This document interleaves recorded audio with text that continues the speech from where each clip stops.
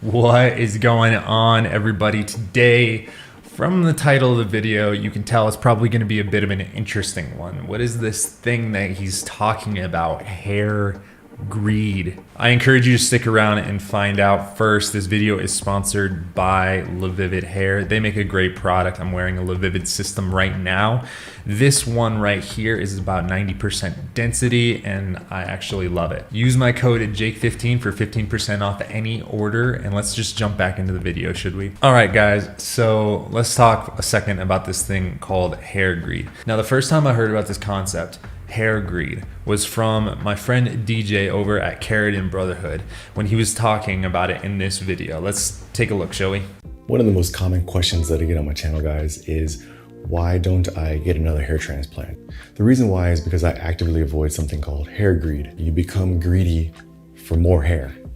And this is a very slippery slope for guys who are losing their hair, particularly guys who are losing their hair very quickly. If you're trying to use like minoxidil and finasteride, even derma rolling, essential oils, whatever your pathway is to try to regrow your hair, guys, you gotta be realistic with what is possible.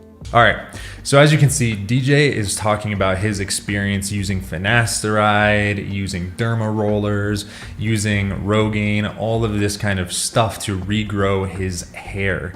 And he, DJ has had a full-on hair transplant. He actually had a transplant where they cut a strip out and then they take the hair follicles and they place it wherever you need it to go. So he's been on this journey for quite a while, and he is a great guy. If you like my content, you'll probably love his content because he's just down to earth. He is all about mindset and actually getting real results. Just talks a little bit more about finasteride, derma rolling, all that kind of stuff, hair transplants. But what he talks about inside of hair greed in this subject, right, is that you feel like you never have enough, right? Like even if you do something to improve yourself, it's still not quite good enough. I didn't know it at the time, but I actually think that I've been suffering a little bit from this myself inside of my own journey.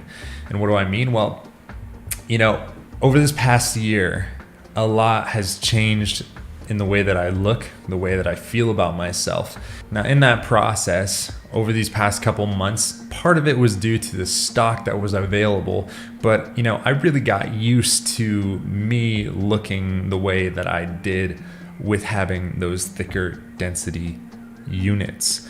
I've been wearing 130% density units because they've been what's in stock, but I got so comfortable and, to be honest, loved having that much hair. It was really nice because, one, it's so incredibly easy to style. Like you can basically do anything with your hair when you have that much hair. And on top of that, it was almost like a security blanket. Not just the fact that I was wearing it down in front of my face. Like I still love that look and I still like that look. I even wear my hair right now sometimes down in front of my face.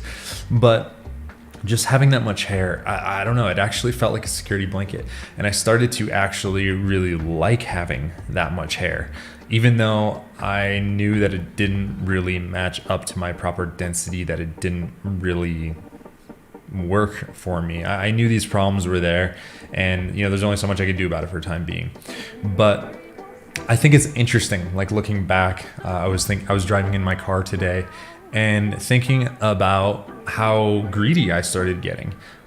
It wasn't enough for me to look natural. It was like this. I wanted to be supercharged, or I wanted to be augmented to be like the best version that I could possibly be. Like if I was gonna have hair again, why don't I have all the hair in the world and like look the craziest, have the best hair, look like a supermodel and stuff like that.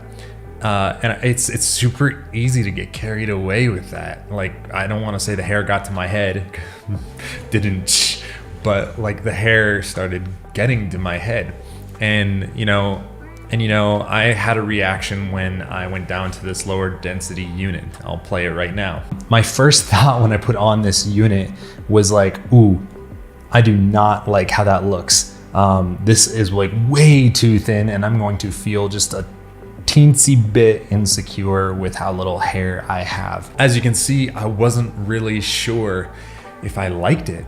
It really was bothering me because there was so much less hair than I was used to.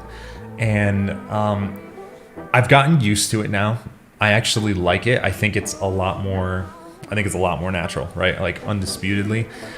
This is probably a lot closer to what my density should naturally be. I never really did have super duper thick hair growing up.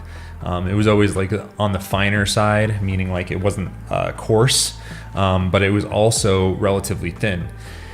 And I think I got obsessed with having more hair than I ever had before in my life, and all the different options and hairstyles and things that I could do with it.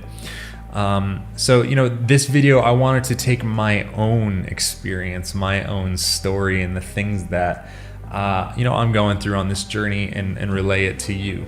If you can only get a certain type of unit because of the stock, that's great. And I will never, ever insult you. I will never, ever even critique you for that, because I understand, like, you got to do what you got to do, right? If you're wearing a hair system and you can only get what you can only get. But that being said, if you're feeling like you're getting comfortable with a unit that's higher density than you really think that you probably should have, or like if there's that kernel of doubt, like maybe this is a little bit too heavy, or this doesn't really seem to match the density of what I have going on, don't be afraid to take that plunge. Don't be afraid to go with a lighter density unit and try to be more of yourself. I think that, with hair systems, it's a pretty touchy thing. We want to look our best. We might even want to look better than we've ever looked before, but we still want to look somewhat natural. To relay it to a different experience, right? Like a woman who goes and gets a breast augmentation. Generally speaking, not always, but generally speaking, she wants to look natural still, even if she had like A cups before and she wants D cups. A proper surgeon is going to make them look natural.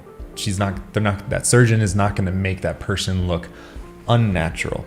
Now, someone may ask for something that's more or excessive, and it's up to the doctor to say, like, hey, listen, this is my kind of professional opinion here. I think that we should go a little bit on the more natural side. And I think that's where we need to find ourselves, right? We need to find ourselves understanding that we could have more, but more is not always better. So, the beautiful thing about hair systems, though, is these things aren't permanent. They're really around for a short period of time, and then we can, dispose of them, trade them in for something new. We can try new styles. So, it's okay if you, like me, on your journey, go a little bit on the side of hair greed and kind of go overboard. You can come back, but I just want to encourage all of you out there on your journey that, if you still haven't found the right look, or, if you think you might be getting a little bit greedy with your desire for hair, take a step back. Take a step back and realize that sometimes natural is a little bit better looking. And for everyone in the comments section that has been telling me, yes, I need a lower density unit, which, now we have, there you go. There's your thank you for saying those things and for commenting and critiquing. I think that you were right the whole time. I think that this is probably one of the better looks that I've had over the past while now. But anyways, guys, this video is a little bit shorter than usual, but it's still important. It's still pertinent. Remember to like, comment, subscribe, and hit the notification bell below. And once again, thank you to LaVivid Hair for sponsoring this video.